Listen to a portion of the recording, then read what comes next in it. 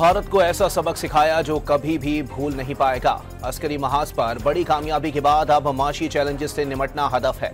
वजीर आजम शहबाज शरीफ का university of Haripur में लैपटॉप स्कीम की तकरीब से खिताब। वजीर आला बिहार की जानिब से हिजाब खींचने पर एहतजाज। मुसलमान लेडी डॉक्टर ने सरकारी मुलाजमत कबूल करने से इनकार कर दिया।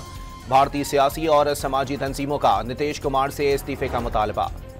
सऊदी अरब से इस साल 24,000 पाकिस्तानी भिखारी डिपोर्ट। यूएई ने 6,000 और आज़रबाईजान ने 2,500 पाकिस्तानी बेदखल किए। मुख्तलिफ एयरपोर्ट से 51,000 अफराद को ऑफलोड किया गया। कायमा कमेटी में रिपोर्ट पेश। हुकूमत ने ट्रांसपोर्टर्स की मुतालबात तस्लीम कर लिए। जुर्माने कम और गिरफ्तार ट्रांसपोर्टर्स को रिहा कर दिया जाएगा। ट्रांसपोर्ट रहनुमाओं ने हड़ताल खत्म करने का ऐलान कर दिया।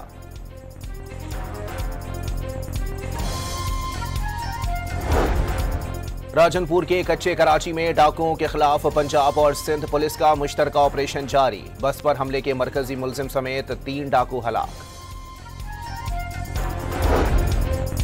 NCIC करप्शन स्कैंडल में पेशरफ्त। डिप्टी डायरेक्टर समेत 4 अफसरान के इस्तीफे मंजूर कर लिए गए।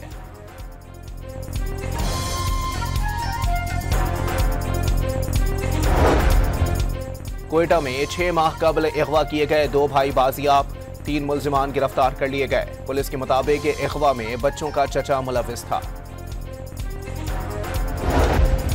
सानवी तालीमी बोर्ड कराची ने 10वीं के ज़िमनी इम्तिहानी नताइज का ऐलान कर दिया। साइंस और जनरल ग्रुप में पास होने वाले उम्मीदवारों की शरह 69% रही।